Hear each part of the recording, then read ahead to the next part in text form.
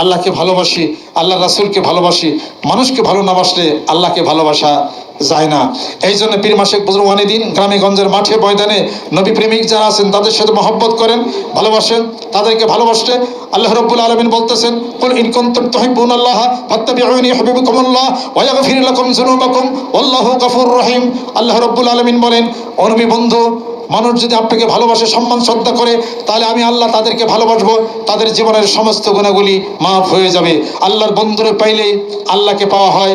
এই জন্য কবি বলছিলেন, কোরআন হাদিস পট্ট ভরা, ঠিকানা তার জগৎ জোড়া, কোথায় আছে সে মনোচোরা, সুদাও মানুষের বন্ধু যদি পত্র লেখে, পত্রে কি আর বন্ধু থাকে, ঠিকানা দেয় যেন লিখে আরে।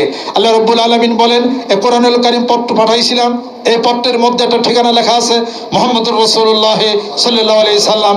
এই ঠিকানা ধরে তালাশ করো, আমি আল্লাহর বাড়ি পাওয়া যাবে। জোরে কোন সুবহানাল্লাহ।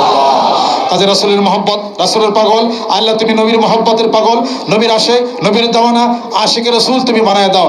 মহব্বত করে ভালোবাসি।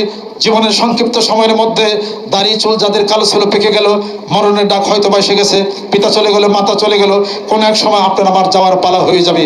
আসেন ভালো ভালো মানুষ, আল্লাহ নবীর আশিক পাগল, আল্লাহর আশিক পাগলদের সাথে মহব্বত করে ভালোবাসা লাগাই, আত্মার সাথে আত্মার বন্ধন লাগাই, জান্নাতে চলে যাবে বৃহৎ দল। আপনি আমি জান্নাতে চলে যাব।